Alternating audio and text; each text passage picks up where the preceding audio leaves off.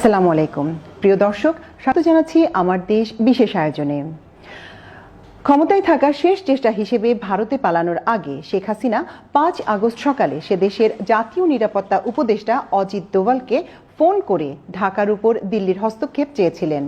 দিল্লির সহায়তা চাওয়ার আগে তিনি দেশে সামরিক শাসন কিংবা জরুরি অবস্থা জারির চেষ্টা করে ব্যর্থ হন, কারণ বাংলাদেশের সেনাপ্রধান সহ শীর্ষ সামরিক কর্মকর্তারা তার প্রস্তাব নাকচ করে দেন। সংশ্লিষ্ট নির্ভরযোগ্য একাধিক সূত্র থেকে এ তথ্য জানা গেছে। অনুসন্ধানে আরও জানা গেছে, শেখ হাসিনার ভারতে পালিয়ে যাওয়ার বিষয়টি খুব গোপনীয়তার সঙ্গে করা হয়। ভারতীয় নিরাপত্তা কর্তৃপক্ষের সঙ্গে শেখ হাসিনার ঘনিষ্ঠ নিরাপত্তা কর্মকর্তারা সমন্বয় করে ৪ আগস্টের মধ্যেই পরিকল্পনাটি তৈরি করেন। পরিকল্পনার সঙ্গে ছিলেন তৎকালীন এসএসএফ এর DG major general AKM Najmul Hasan এবং সেনাবাহিনীর QMG লেফটেন্যান্ট জেনারেল মুজিব। অনুসন্ধানে আরও জানা যায়, শেখ হাসিনা ৪ আগস্ট বঙ্গভবনে রাষ্ট্রপতি মোহাম্মদ শাহাবুদ্দিন চুপ্পুকে ফোন করে জরুরি অবস্থা জারির জন্য প্রস্তুত থাকতে বলেছিলেন। সেনাপ্রধানকে নির্দেশ দিয়েছিলেন গুলিবর্ষণ করে ছাত্র জনতার বিক্ষোভ দমনের। তেমনি বিমানবাহিনী প্রধানকে হেলিকপ্টার থেকে গুলি চালাতেও বলেছিলেন তিনি, কিন্তু শেখ হাসিনার কোনো অভিপ্রায় বা হুকুমই তামিল হয়নি। শেষ পর্যন্ত তাকে প্রাণ রক্ষার জন্য সুটকেস গুছিয়ে ৪৫ মিনিট সময় বেঁধে দেওয়া হয় মাত্র। গণভবনে দুপুরের খাবার রান্না করা ছিল, কিন্তু খাওয়ার সময়ও ছিল না। বিমানবাহিনীর C-130J বিমানে করে ভারতে পালিয়ে যেতে হয়েছে। এ সময় তিনি 14টি সুটকেস সঙ্গে করে নিয়ে যান এবং সুটকেসগুলো ঠিকঠাকভাবে বিমানে উঠেছে কিনা সে ব্যাপারে নিশ্চিত হন। শেখ হাসিনার সঙ্গে বিমানে করে আরও পালিয়েছেন তার বোন শেখ রেহানা, জেনারেল অবসরপ্রাপ্ত তারেক সিদ্দিকী ও তার স্ত্রী এবং একটি শিশু মেয়ে। শেখ হাসিনা পালায় না, এই দম্ভক্তির 10 দিনের মাথায় শেখ হাসিনা এভাবে পালিয়ে যান ভারতে। 15.5 বছর দোর্দণ্ড প্রতাপে ক্ষমতায় টিকে থাকা একজন প্রধানমন্ত্রী এভাবে দেশ ছেড়ে পালিয়ে যাবেন, এটা কেউ ভাবতেই পারেনি। বাংলাদেশের ইতিহাসে এর আগে ক্ষমতাচ্যুত হওয়ার পর কোনো ব্যক্তি এভাবে দেশ ছেড়ে পালিয়েছেন তার নজির নেই। শেখ হাসিনা ভারতে পালিয়ে যাওয়া এবং 3 থেকে 5 আগস্ট পর্যন্ত গণভবন ও ঢাকা সেনানিবাসে কি ঘটেছিল সে বিষয়ে অনুসন্ধান চালায় আমার দেশ। গণভবনের প্রত্যক্ষদর্শী নিরাপত্তা কর্মকর্তা, সেনা ও বিমান বাহিনী সংশ্লিষ্ট সূত্র, প্রধান উপদেষ্টা দপ্তর ও বঙ্গভবন সূত্রে এবং কয়েকজন উপদেষ্টার কাছ থেকে পাওয়া তথ্যে অজানা সব কথা বেরিয়ে আসে। বিষয়গুলো স্পর্শকাতর হওয়ার কারণে নাম উল্লেখ করা হয়নি। অনুসন্ধানে আরও জানা গেছে, ভারতের নিরাপত্তা উপদেষ্টা অজিত দোভালের সঙ্গে শেখ হাসিনার অন্তত 2 বার কথা হয়। দোভাল অন্যান্য কর্মকর্তার সঙ্গেও কথা বলেন এবং শেখ হাসিনার নিরাপত্তা নিশ্চিত করার তাগিদ দেন। 5 আগস্ট বেলা 11টার দিকে সেনাপ্রধান ওয়াকারুজ্জামানের সঙ্গে ভারতীয় সেনাপ্রধান টেলিফোনে কথা বলেছেন বলেও অনুসন্ধানে জানা গেছে। সংশ্লিষ্ট সূত্র জানায়, শেখ হাসিনা তেজগাঁও কুর্মিটোলা বিমানবন্দর থেকে যুক্তরাষ্ট্রের তৈরি বিমান বাহিনীর C-130J বিমানে করে দুপুর 12টা 40 মিনিটে ফ্লাই করেন। বিমানটির পাইলট ছিলেন গ্রুপ ক্যাপ্টেন শামীম রেজা ও উইং কমান্ডার গোলাম রসুল চৌধুরী। গণভবন থেকে গাড়িতে করে কুর্মিটোলা যাওয়ার জন্য প্রথমে জেদ ধরেন প্রধানমন্ত্রী। তাকে নিষেধ করা হলেও গাড়িতে ওঠেন এবং গাড়িবহর গণভবন থেকে কুর্মিটোলার উদ্দেশ্যে যেতে থাকে। গাড়িবহরের অগ্রগামী ক্লিয়ারিং অফিসার কর্নেল পদমর্যাদার জানান, সামনে বড় মিছিল আসছে, গাড়িবহর নিয়ে যাওয়া যাবে না। তখন গাড়িবহরে থাকা এসএসএফ এর একজন অপারেশন অফিসার বলেন, আমরা গুলি করে এগিয়ে যাব। কিন্তু গাড়িবহরে থাকা জুনিয়র অফিসাররা বলেন, ঝুঁকি নেওয়া আমাদের ঠিক হবে না, মবের সামনে পড়লে সবাই মারা যেতে পারে। ফলে গাড়িবহর ঘুরিয়ে গণভবনের পেছনে বাণিজ্য মেলার মাঠে আন্তর্জাতিক সম্মেলন কেন্দ্রের পশ্চিম পাশে নেওয়া হয়। এরই মধ্যে রাশিয়ার তৈরি হেলিকপ্টার Mi-17 কল করে এনে প্রস্তুত রাখা হয়। হেলিকপ্টারে ওঠেন প্রধানমন্ত্রী শেখ হাসিনা, তার বোন শেখ রেহানা, জেনারেল অবসরপ্রাপ্ত তারেক সিদ্দিকী ও তার স্ত্রী এবং একটি শিশু মেয়ে, সম্ভবত তারেক সিদ্দিকীর পরিবারের কেউ। হেলিকপ্টারটি সেখান থেকে কুর্মিটোলা যায়। পাইলট ছিলেন এয়ার কমোডোর আব্বাস ও গ্রুপ ক্যাপ্টেন রায়হান কবির। হেলিকপ্টারটি 12টা 30 মিনিটে কুর্মিটোলায় পৌঁছালে বেস কমান্ডার হিসেবে দায়িত্বে থাকা এয়ার ভাইস মার্শাল ABM আওয়াল তৎকালীন প্রধানমন্ত্রী শেখ হাসিনাকে রিসিভ করেন। এ সময় উইং কমান্ডার জাকি আনোয়ার গণভবন থেকে সঙ্গে আনা শেখ হাসিনার 14টি সুটকেস বিমানে উঠিয়ে দেন। এ সময় শেখ হাসিনা কারো সঙ্গে কোনো কথা বলেননি, শুধু সুটকেসগুলোর খোঁজ নেন সবগুলো বিমানে উঠেছে কিনা। সঙ্গে বিমানে আরও ওঠেন ডিজি এসএসএফ এর 3 থেকে 4 জন কর্মকর্তা এবং ফ্লাইট লেফটেন্যান্ট পদবীর একজন লেডি কর্মকর্তা।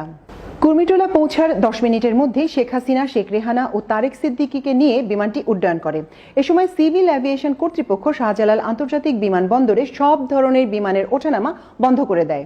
C-130J বিমানটি ট্রান্সপন্ডার বন্ধ করে উড্ডয়ন করে যাতে রাডারের সঙ্গে যোগাযোগ সংযোগ না হয়। সাধারণত বিমান উড্ডয়ন করে নর্থ বেঙ্গল হয়ে ঘুরে যায়, কিন্তু এই বিমানটি আকাশে উঠে নর্থ বেঙ্গলে না গিয়ে ত্রিপুরা দিয়ে আগরতলার দিকে চলে যায়, যাতে খুব অল্প সময়ে সীমান্ত পার হতে পারে।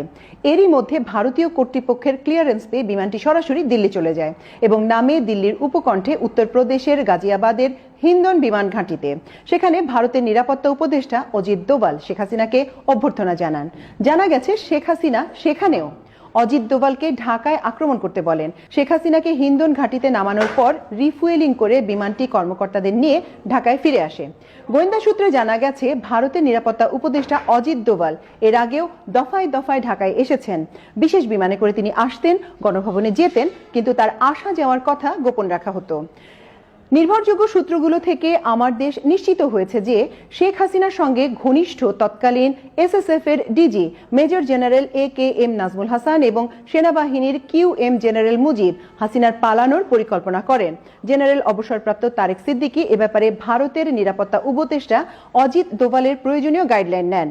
শেখ হাসিনা বাংলাদেশের কোনো বিমানে করে যেতে চাচ্ছিলেন না, তিনি ভারত থেকে বিমান এনে যেতে চেয়েছিলেন, কিন্তু সে দেশের কর্তৃপক্ষ থেকে জানানো হয় ভারত বিমান পাঠাতে পারবে না। এটা করা হলে আন্তর্জাতিক ক্রাইসিস সৃষ্টি হবে। এরপর সিদ্ধান্ত হয় বিমান বাহিনীর বিমানে করেই শেখ হাসিনা পালাবেন।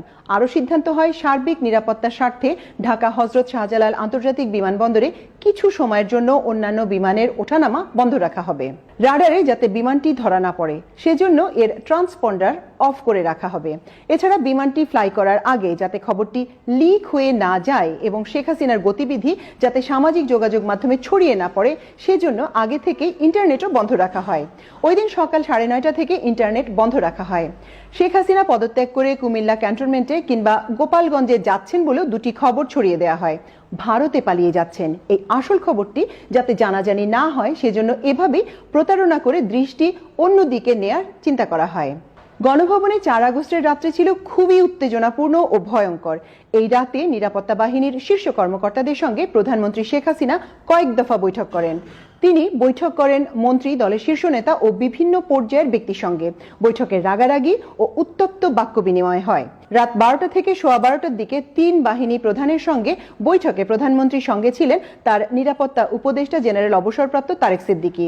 সে বৈঠকে পদত্যাগের বিষয়টি ওঠানো হলে প্রধানমন্ত্রী ক্ষুব্ধ হয়ে বলতে থাকেন, যা হবার হবে, তিনি ক্ষমতা ছাড়বেন না।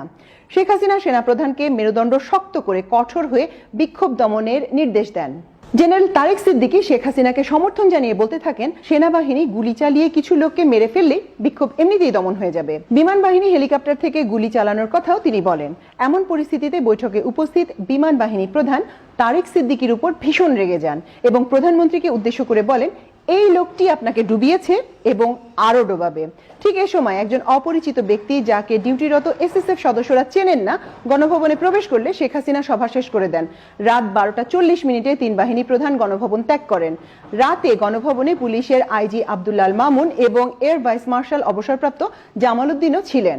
5 আগস্ট সকাল 9টায় 3 বাহিনী প্রধান আবার গণভবনে আসেন। এ সময় পুলিশের আইজি এবং মন্ত্রী পরিষদ সচিব মাহবুবুর রহমানও গণভবনে ছিলেন। বৈঠকে প্রধানমন্ত্রী পুলিশের আইজি আব্দুল্লাল মামুনকে দেখিয়ে বলেন, ওরা ভালো কাজ করছে, সেনাবাহিনী পারবে না কেন? এ সময় পুলিশের আইজি বলেন, পরিস্থিতি যে পর্যায়ে গেছে তাতে পুলিশের পক্ষেও আর বেশি সময় এমন কঠোর অবস্থান ধরে রাখা সম্ভব হবে না, কারণ আমাদের আর কিছু করার সামর্থ্য নেই, অস্ত্র গোলা বারুদ আর অবশিষ্ট নেই, ফোর্সও টায়ার্ড হয়ে পড়েছে।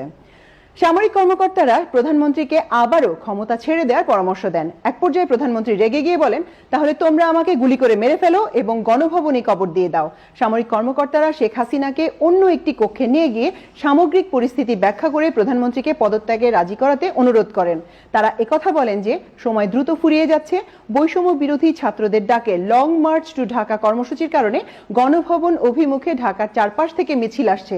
এ পর্যায়ে শেখ রেহানা প্রধানমন্ত্রীকে বোঝানোর চেষ্টা চালান। এক পর্যায়ে বড় বোন শেখ হাসিনার পা জড়িয়ে ধরেন তিনি, কিন্তু শেখ হাসিনা রাজি হচ্ছিলেন না। পরে জয়ের সঙ্গে কথা বলেন শীর্ষ সামরিক কর্মকর্তারা। জয়কে বলা হয়, প্রাণে বাঁচাতে হলে তার মাকে পদত্যাগ করা ছাড়া উপায় নেই। টাইম একটি ফ্যাক্টর। এখনই সিদ্ধান্ত নিতে হবে। জয় পরিস্থিতি জানার পর মায়ের সঙ্গে কথা বলেন। অবশেষে জয়ের কথায় ক্ষমতা ছেড়ে চলে যাওয়ার সিদ্ধান্ত নেন শেখ হাসিনা। তিনি টেলিভিশনে প্রচারের জন্য একটি ভাষণ রেকর্ড করার ইচ্ছা প্রকাশ করলে সামরিক কর্মকর্তারা অপারগতা প্রকাশ করেন। এ সময় তারা প্রধানমন্ত্রীকে ব্যাগ গোছাতে ৪৫ মিনিট সময় বেঁধে দেন, কারণ গণভবন অভিমুখে লাখ লাখ ছাত্র জনতা যে মিছিল আসছে সে সময়ের মধ্যে পৌঁছে যাবে। ছাত্র জনতার এই স্রোত ছিল ৩৬ দিনের অভাবনীয় আন্দোলনের চূড়ান্ত রূপ। ২৪-এর বিপ্লব, ছাত্র গণ অভ্যুত্থান। সেনাবাহিনী ছাত্র জনতার উপর গুলিবর্ষণ করবে না। ৩ আগস্ট সেনাপ্রধান একথা জানিয়ে দেওয়ার পরই মূলত শেখ হাসিনার রাজত্বের বিদায়ী ঘণ্টা বেজে যায়। ছাত্রদের আন্দোলন নিয়ন্ত্রণে আনতে দেশব্যাপী সেনা মোতায়েন ছিল। আন্দোলন পরিস্থিতি মূল্যায়ন ও ফিডব্যাক নিতে ওই দিন সেনা সদরে বিভিন্ন স্তরের সামরিক কর্মকর্তার সঙ্গে সেনাপ্রধান জেনারেল ওয়াকারুজ্জামান মত বিনিময় করেন। দেশের অন্যান্য ফরমেশনের কর্মকর্তারাও ভার্চুয়ালি ওই সভায় যোগ দেন। শুরুতে আধা ঘন্টার একটা উদ্বোধনী বক্তৃতা করেন সেনাপ্রধান। তিনি সরকারের নির্দেশনায় সিভিল প্রশাসনের সহায়তায় কেন সেনাবাহিনী নিয়োগ করা হয়েছে তা ব্যাখ্যা করেন। সভায় তিনি একথাও বলেন, আমাদের দেশে ১৯৭০ সালের পর এমন গণবিক্ষোভ আর কখনো হয়নি, তাই আমাদের এই পরিস্থিতি ধৈর্যের সঙ্গে মোকাবেলা করতে হবে। সেনাপ্রধানের বক্তব্যের পর উপস্থিত কর্মকর্তাদের বক্তব্য আহ্বান করা হয়। বক্তব্যের জন্য ব্রিগেডিয়ার জেনারেল এবং এর চেয়ে ঊর্ধ্বতন কয়েকজন কর্মকর্তা হাত তুললেও সেনাপ্রধান তরুণ কর্মকর্তাদের কথা শুনতে চান। সভায় সেদিন ৬ থেকে ৭ জন সেনা কর্মকর্তা নিজেদের বাস্তব অভিজ্ঞতা শোনান। রাজশাহীর একজন নারী সেনা কর্মকর্তা বাংলায় আবেগপূর্ণ ভাষণে বলেন, দেশের সব মাকে মৃত্যু স্পর্শ করেছে এবং সব মা কাঁদছেন। তিনি মীর মুগ্ধর প্রতিবেশী ছিলেন, যে মুগ্ধ ঢাকার উত্তরায় ছাত্রদের মিছিলে পানি বিতরণ করতে গিয়ে প্রাণ বিসর্জন দেন। নারী কর্মকর্তা মেজর হাজেরা জাহান এ ঘটনায় শিশুদের প্রাণহানি ও এর ন্যায্য বিচার হওয়ার উপর গুরুত্ব দেন। তিনি সেনাবাহিনীর উপর অসন্তোষ বাড়তে থাকা নিয়েও উদ্বেগের কথা জানান। সেনাপ্রধান তার মনোভাবের সঙ্গে একমত হন। ঢাকার মোহাম্মদপুরে একটি গুলির ঘটনা সামাজিক যোগাযোগ মাধ্যমে ভাইরাল হয়েছিল। ওই ঘটনার সঙ্গে সংশ্লিষ্ট একজন ক্যাপ্টেন বর্ণনা করেন সেদিন কিভাবে কর্তব্যরত সেনা সদস্যদের জনতা ঘিরে ধরেছিল এবং তিনি পরিবার ও বন্ধুদের কাছ থেকে সমালোচিত হয়েছিলেন। তেমনি সেনাবাহিনীর উপর জনগণের সমর্থন কমে যাওয়ার কথা তুলে ধরে সেনা সদস্যদের ব্যারাকে ফিরিয়ে নেওয়ার পরামর্শ দেন ৫ air defence regiment commanding officer lieutenant colonel Mahbub. এ ধরনের বেশ কিছু বক্তব্য সভায় আসে। সেনাপ্রধান কর্মকর্তাদের বক্তব্য শোনার পর সিদ্ধান্ত দেন, যে কোনো উস্কানিতেও সেনাবাহিনী ছাত্র জনতার উপর গুলিবর্ষণ করবে না, ছাত্রদের মিছিলকে প্রতিহত কিংবা বাধা দেবে না। মিছিল চলাকালে সেনা সদস্যরা বরং সরে গিয়ে তাদের জায়গা করে দেবে। সেনাপ্রধান সভার এই সিদ্ধান্ত প্রধানমন্ত্রীর সঙ্গে দেখা করে জানিয়ে দেন। এই সিদ্ধান্তে শেখ হাসিনা সেনাপ্রধানের উপর ক্ষুব্ধ হন। ৪ আগস্ট রাও ক্লাবে অনুষ্ঠিত অবসরপ্রাপ্ত সেনা কর্মকর্তাদের বৈঠকটিও ছিল একটি গুরুত্বপূর্ণ ঘটনা। ওই বৈঠকে সাবেক সেনাপ্রধান লেফটেন্যান্ট জেনারেল নুরুদ্দিন সহ কয়েকজন সাবেক সেনাপ্রধান উপস্থিত ছিলেন। তারা বৈষম্য বিরোধী ছাত্রদের আন্দোলনের প্রতি সংহতি প্রকাশ করে সেদিন মিছিলও করেছিলেন। ৪ আগস্ট দুপুরে গণভবনে শেখ হাসিনার সঙ্গে সাক্ষাৎ করেন স্পিকার শিরীন শারমিন চৌধুরী। তিনি আওয়ামী লীগের গুরুত্বপূর্ণ কয়েকজন নেতার বার্তা শেখ হাসিনাকে পৌঁছে দেন। তাকে অনুরোধ করেন জাতির উদ্দেশ্যে ভাষণ দিয়ে পদত্যাগ করার। সরকারের একজন গুরুত্বপূর্ণ উপদেষ্টাকে শিরীন শারমিন চৌধুরী একথা জানান। তিনি এও জানান তার পরামর্শ ও প্রবীণ নেতাদের বার্তায় শেখ হাসিনা পদত্যাগে রাজি হয়েছিলেন। কিন্তু গণভবনে তখন উপস্থিত আওয়ামী লীগের সাধারণ সম্পাদক ও তথ্য প্রতিমন্ত্রী আরাফাত এর তীব্র বিরোধিতা করেন। রাতে গ্যাং অফ 4 নামে পরিচিত ওবায়দুল কাদের, আনিসুল হক, সালমান এফ রহমান ও আসাদুজ্জামান খান কামাল শেখ হাসিনাকে কঠোর অবস্থানে নিয়ে যান। তারা হাসিনাকে বলেন, এখন কোনোভাবেই নরম হওয়া যাবে না, নতি স্বীকার করা যাবে না। প্রধানমন্ত্রীর প্রেস উইং থেকে ৪ আগস্ট বাংলাদেশ টেলিভিশনের ডিজিকে ফোন করে জানানো হয় শেখ হাসিনা ৫ আগস্ট দুপুর ১২টায় জাতির উদ্দেশ্যে ভাষণ দেবেন। ৪ আগস্ট রাতে ভাষণ রেকর্ড করার জন্য গণভবনে বিটিভির ওভি ভ্যান টিম পাঠানো হয়। ৫ আগস্ট সকালে বিটিভির স্ক্রলেও প্রধানমন্ত্রীর ভাষণ প্রচারের কথা দেখানো হয়, কিন্তু ৫ আগস্ট বেলা ১১টায় আইএসপিআর থেকে বিটিভির মহাপরিচালককে জানানো হয় সেনা প্রধান জেনারেল ওয়াকারুজ্জামান বেলা ২টায় জাতির উদ্দেশ্যে ভাষণ দেবেন। আইএসপিআর থেকে অভিভ্যান চাওয়া হলে বিটিভি থেকে বলা হয় অভিভ্যান গণভবনে রয়েছে, সেখান থেকে নেওয়া সহজ হবে। সেনা প্রধানের সেই ভাষণ প্রচার করা হয়েছিল বিকেল ৪টায়। বঙ্গভবন সূত্রে জানা গেছে ৪ আগস্ট শেখ হাসিনা রাষ্ট্রপতি মোহাম্মদ শাহাবুদ্দিন চুপ্পুকে ফোন করে জানান দেশব্যাপী জরুরি অবস্থা জারি হতে পারে, তিনি যেন তৈরি থাকেন। ৫ আগস্ট প্রধানমন্ত্রীর মিলিটারি সেক্রেটারি রাষ্ট্রপতির মিলিটারি সেক্রেটারিকে ফোন করে জানান প্রধানমন্ত্রী যে কোনো সময় বঙ্গভবনে আসতে পারে। প্রিয় দর্শক, অসংখ্য ধন্যবাদ এতক্ষণ আমাদের সঙ্গে থাকার জন্য। আশা করছি শিগগিরই এ ধরনের আরো প্রতিবেদন নিয়ে আপনাদের সামনে আমরা হাজির হতে পারবো। ধন্যবাদ।